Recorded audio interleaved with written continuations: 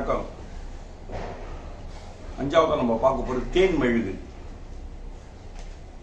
Wax அப்படின்னு இதை சொல்கிறோம். பெட்ரோலியம் ப்ராடக்ட்லேருந்து எடுக்கப்படுறதா சொல்லக்கூடிய wax, paraffin wax, synthetic wax இதெல்லாம் எடுக்கிறாங்க. இது வந்து ஆங்கில மருத்துவத்தில் சில இடத்துல பயன்படுத்தப்படுது. அதை பற்றி நமக்கு கவலை இல்லை. தேன் மெழுகு அப்படின்னு பார்க்கும்போது தேனியை பற்றி நம்ம தெரிஞ்சுக்க வேண்டியதாக இருக்கும். தேனுடைய வகைகள் நிறைய இருக்குது. மலைத்தேன், கொம்புத்தேன், புற்றுத்தேன், இந்த பாறைகளில் வளரக்கூடிய புற்றுத்தேன்னு சொல்லுவாங்க. இன்னொன்று என்ன, மலைத்தேன், கொம்புத்தேன், புற்றுத்தேன், போங்க ஞாபகம் வருங்க சொல்கிறேன். ஒரு 4-5 வகை இருக்குது அந்த தேன் வகை. இந்த தேன் வகையில் வந்து பார்த்தீங்கன்னா வில்வ மரம், அது நாவல் மரம், வேப்ப மரம், பருத்தி மரம், பருத்தி பார்த்துருப்பீங்க. அதாவது இலவம் மஞ்சள் காயின்னு சொல்லுவாங்க. சவுத் சைடில் உழவங்காயின்வாங்க. இலவம் பஞ்சு அதெல்லாம் பெரிய பெருசாக கூடு கட்டும். அந்த இதில் வந்து இந்த இதில் வந்து பார்த்தீங்கன்னா இந்த தேனிகளில் சிறுதேனி, ஈத்தேனி, பெருந்தேனி இப்படிலாம் நிறைய வெரைட்டி இருக்குது. இதில் மலைத்தேனில் எடுக்கக்கூடிய மெழுகு வந்து நல்லா அடர்த்தி பெருசாக கூடு கட்டும். விஷயம் தெரியாதவங்க போய் அதுக்கிட்ட மாட்டிக்காதீங்க. போட்டு முள்ளை உடச்சி தான் நீங்கள் உண்ட உண்டியாக ஆப்ரேஷன் பண்ணி கூட எடுக்க முடியாது. ரொம்ப டேமேஜ் பண்ணிட்டோம். ரொம்ப மோசமானது. தேனியுடைய கொடுக்கு உடச்சிட்டு போயிடும். எங்கே போனாலும் கூட தண்ணி உள்ள முழுனா கூட விடாதுன்னு வாங்க. அதனால விஷயம் தெரியாதவங்க தேன் எழுதணும்னு ஆசைப்படாது. விஷயம் தெரிஞ்சவங்க பக்கெட்டில் தண்ணி எடுத்துகிட்டு போய் அது ஏதோ சம்திங் பண்ணி புகை போட்டு அந்த புகை மூலமாக அந்த தேனீக்களை விலக்கி பழைய அறுத்து எடுப்பாங்க. நாங்கள் ஊட்டியில் இருந்தப்போ பெள்ளி சுவாமிகள் அவர் தான் என் கூட வந்து கூப்பிட்டு போனார். புத்து தேன் எடுத்தோம். புத்து தேனில் மரபுந்து தேன்.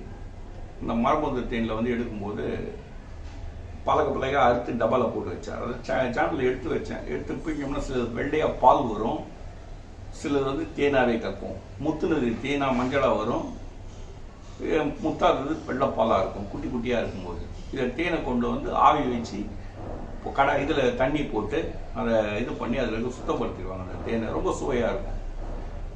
அதனுடைய சக்கைகள் தேன் மெழுகுன்னு பேர். அந்த மெழுகை வந்து பிரிக்கிறதுக்கு என்ன பண்ணணும்னா, நல்லா காய வச்சதுக்கப்புறம் சுடு தண்ணியில் போட்டோம்னா இந்த சக்கைகள் தனியாக ஒதுங்கிடும், மேலே தனியாக மெழுகு வந்துடும். அந்த மெழுகுகள் தான் நல்ல பலன் தரக்கூடியது. அந்த மெழுகுகளை கொண்டு வந்து இடம் சூட்டில் வதக்கிட்டு காய்ச்சிட்டு முட்டி மேலே வலி இருந்ததுன்னா போட்டுட்டு ஒரு துணியை எடுத்து மேலே போட்டு ஒட்டிடுவாங்க. நல்லா கிரிப்பாக பிடிச்சிக்கும். எப்படிப்பட்ட மூட்டு வலியும் எடுத்துடக்கூடியது தேன் மெழுகுடைய இயல்பு. மலையில் இருக்கக்கூடிய சில ஆதிவாசி மக்கள் என்ன பண்ணுவாங்கன்னா பழக அறுத்து அந்த மெழுகோடு சேர்த்து உள்ள சாப்பிடுவாங்க. அது ரொம்ப சுவையாக இருக்கும், நல்லா இருக்கும், டேஸ்டாக. அவங்களுக்கு முட்டி வலி வர்றதே கிடையாது.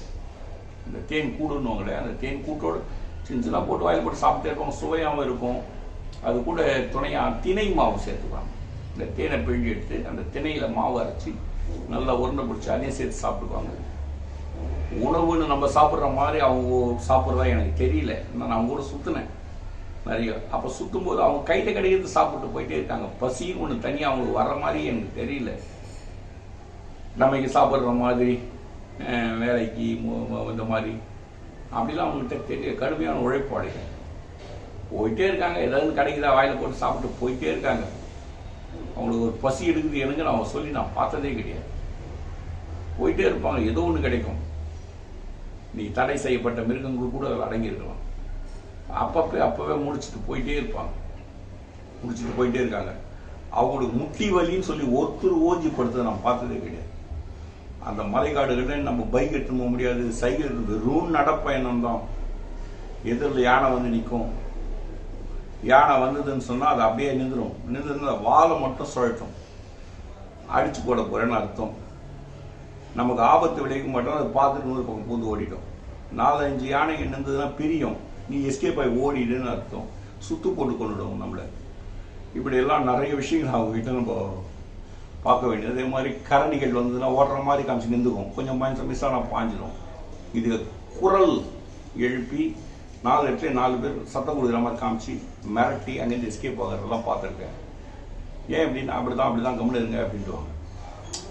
இப்படி அவங்களுடைய வாழ்க்கை வேறு மாதிரி இருக்கு. காட்டு பண்ணி இருக்கும். இந்த சாயங்காலம் 5 மணிக்கு மேலே போனீங்கன்னா உள்ள நுழைய முடியாது. 5-6 மணிக்கெல்லாம் அடங்கிடும். அது ரொம்ப முரடு தந்தான் வச்சிருக்கும். ஏமாந்த முட்டி கவுட்டு கீழே அப்படி தட்டினா கால் பாலமாக போகிறது கீழே விழுது, முட்டி எலும்புலாம் உடைச்சிடும். அவ்வளோ டேஞ்சரானது காட்டு பண்ணி. பயிர்கள் அழிகிறதுலையும் அப்படிதான். அந்த மக்கள் ரொம்ப ஜாக்கிரதையாக இருப்பாங்க. மாதிரி எல்லா குழந்தைங்களுக்கும் அந்த மூலிகையை பற்றி தெரிய ஒரு நாலேஜ் இருக்குது. இந்த நேரத்தில் சேர்ந்து தச்சின்னுன்றது தெரிய ரொம்ப தெளிவாக இருக்காங்க அவங்க. அந்த மாதிரி ஆட்கள் கிட்ட பழகும்போது தேன் மெழுகு பற்றி பார்த்தோம்னா அதை அப்படியே எடுத்து சாப்பிடுவாங்க. அந்த புழுக்களோடு சாப்பிடுவாங்க. முட்டி வலி வர்றதில்லை அவங்களுக்கு. இந்த தேன் மெழுகு அவ்வளோ ஒரு அற்புதமான ஒரு வரமாக இருக்குது. நம்ம தேன் சக்கரை தண்ணியை காய்ச்சி வச்சு அதை எடுத்துகிட்டு வந்து சேர்த்து வைக்கிற தேன் நம்ம எடுத்துகிட்டு இருக்கோம். அதுக்கு பூத்தேன்னு பேர் வச்சுருக்காங்க. பூத்தேனுடைய சுவை வேறையாக இருக்குது. வேப்பந்தேனுடைய சுவை கசப்பு சேர்ந்ததாக இருக்குது. நாவல் தேனுடைய சுவை சற்றே தோற்பு நிறைந்த இனிப்பாக இருக்குது. மலைத்தேனுடைய சுவை ஒரு மாதிரி இருக்குது. புற்றுத்தேனுடைய சுவை ஒரு மாதிரி இருக்குது. கொம்புத்தேனுடைய சுவை ஒரு மாதிரி இருக்குது. எல்லாமே வித்தியாசப்படுது. தண்ணியில் அப்படி 4 ட்ராப் போட்டால் கீழே போய் தங்கிடும். தேன் சக்கரை பாகும் தங்கும். ஆனால் சுவைகள் மாறுபடும். அதில் கூட எசன்ஸ் போட்டு எழுதுறாங்க. ஆனால் தேன் மெழுகுடைய விஷயம் இதுதான். அந்த தேன் மெழுகோடு சாப்பிட மூட்டு வலி வர்றதில்லை. இன்னும் சொல்லணும்னு மறந்துட்டேன்.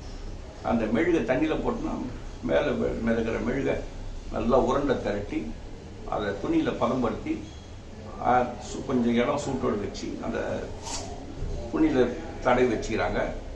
லைட்டாக சுடு தண்ணியில் வச்சு அப்படி போட்டு கவுத்துட்டாங்கன்னா அந்த வலி எப்படிப்பட்ட விரணம் இல்லை வலியையும் பிடுங்கி எடுத்துருக்கு.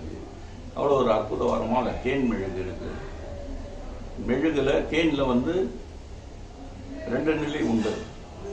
ஒன்று பழந்தேன், இன்னொன்று புதுத்தேன். பழந்தேன் பித்தத்தை தூண்டி நெஞ்செரிச்சலை கொடுக்கும், அசிடிட்டின்னு சொல்லுவோம், அதை கொடுக்கக்கூடியது. புதுத்தேன் உடலுக்கு மனத்தையும் இனிமையும் கொடுக்கக்கூடியது. வாங்கும்போது அந்த தேனை பார்த்து வாங்கணும். வாங்கி ரொம்ப நாள் வச்சு வைக்காதீங்க. அதை பதப்படுத்தணும்னா வேப்ப மர ஜாடி, மரத்தில் கடைஞ்சி எடுத்துருப்பாங்க ஜாடி, அதில் வச்சு வச்சிங்கன்னா எவ்வளோ நாள் ஒன்றா வரும். அதே போல் வேப்பம் குடுவைன்னு சொல்லுவோம். நாவல் குடுவையில் சேர்த்து வைக்கிறோம். எவ்வளோ நாளாலும் கெட்டு போகிறது இல்லை. அந்த மரத்தோடு சேர்ந்து அந்த தேனை வைக்கும்போது கெட்டு போகிறது இல்லை. இந்த தேனுடைய நிலைகள் இப்படி இருக்குது. இந்த தேன் பாறைகள் மீது ட்ராப் ட்ராப்பாக விழும். விழுந்த அந்த இடத்துல கல்லு மாதிரி படியும். அதுதான் தேன் கற்கண்டு. இன்னைக்கு பனங்கற்கண்டில் 60% சர்க்கரையும் 40% சாரம் வைக்கிறாங்க. வெள்ளை சர்க்கரை போட்டுலாம் காய்ச்சாங்க. அதை பனங்கற்கண்டு குட்டி குட்டியாக கொடுக்குறாங்க. அது சாப்பிடாதீங்க. அது மிகவும் உத்தமமானது இல்லை. அதே போல் தேன் கற்கண்டு விற்கிறதும் இப்படி தான் பண்ணிட்டு இருக்காங்க. ஒரிஜினல் பாறையில் கசியும். அந்த தேன் கற்கண்டை எடுத்து தரையில் போட்டு இழைச்சி, சந்தனக்கல்னுவாங்க, அந்த வட்டக்கல்லில் இழைச்சி பனைமட்டையுடைய சாறு பிழிஞ்சு கலக்கிட்டு அதை கண்ணில் தடவிட்டு வந்தோம்னா குறைகள் கையில். கிராமத்தில் இதை பண்ணுறத நான் நிறைய பார்த்துருக்கேன். அதே மாதிரி அதை அந்த தேனை மேலே தடவிட்டு புகை பிடிக்கிறாங்க. விளக்கு புகை. அந்த விளக்கு புகை மேலே படும்போது ஏற்படுற மை, அந்த மையை கண்களுக்கு தீட்டும் போது கண்கள் கவர்ச்சிகரமாக இருக்குது. கண்களில் நோய் வர்றது இல்லை. இதுவும் தேனுடைய இயக்கம். ஆக தேன் மெழுக தெளிவான முறையில் நம்ம பயன்படுத்தணும்னா ஒரு நல்ல ஒரு அற்புத விஷயம் கிடைக்குது. எந்த வகையான தேன் கற்கண்டாக மாற உகந்தது அப்படின்ற கேள்வி இங்கே வரும். இது மலைத்தேன் மட்டும்தான் அந்த மாதிரி விஷயத்துக்கு ரொம்ப பாதுகாப்பாக பயன்படுது. ஏன்னா புற்றுத்தேன் கீழே கொட்ட கொட்டிடும், அது சரியாகாது. கொம்புத்தேன்றது மரங்களில் கடைகளில் கட்டுறது, அதை நீங்கள் சேர்த்து வைக்க முடியாது. ஈத்தேன்ன்றது சொல்லியாச்சு உங்களுக்கு, சக்கரை தண்ணி இப்படிலாம் இருக்கிறதுனால மலைத்தேன் உகந்தது இந்த மருத்துவ முறைக்கு. இப்படியெல்லாம் அந்த காலத்தில் இருந்தாங்க. இன்றைக்கி தான் கண் ஆப்ரேஷன் பண்ணிக்கிறோம், உள்ளுக்குள்ள லென்ஸ் வச்சுக்கிறோம், கண்ணாடி போட்டுக்கிறோம்னு இருந்தது. காலங்காலமாக இந்த கண்ணு பிரச்சனை இருந்துன்னே இருக்குது. அது எப்படி அந்த காலத்தில் நமக்கு மருத்துவத்தை பண்ணாங்கன்னா இப்படி தான். இது எல்லாமே பழங்கால முறைகள். இன்றைக்கி நம்முடைய அவசரம், நமக்கு அதெல்லாம் ஒரிஜினல் பொருள் கிடைக்காததுனால அடுத்தொரு மருத்துவரை நாடுறோம். அவசியம், தப்புன்னு சொல்ல முடியாது. இருந்தாலும் நம்முடைய பழங்கால முறைகள் இப்படி இருக்குன்னு சொல்கிறோம். காரணம் என்னன்னா, இன்றைய நவீன மருத்துவம் கூட ஒரு நாள் மாறும். இதை விட நவீனமாகும். பழமை மாறுறதே இல்லை. கூட ஒரு நோய் வந்திருக்குது, அந்த நோய்க்கு மருந்து இல்லைன்றாங்க. சாதாரணமாக ஏதோ கத்திரிக்காய் கிராம்பெல்லாம் போட்டு சரி பண்ணிட்டு போகிறாரு ஒருத்தருன்றாங்க. எவ்வளோ உண்மைன்னு தெரியாது.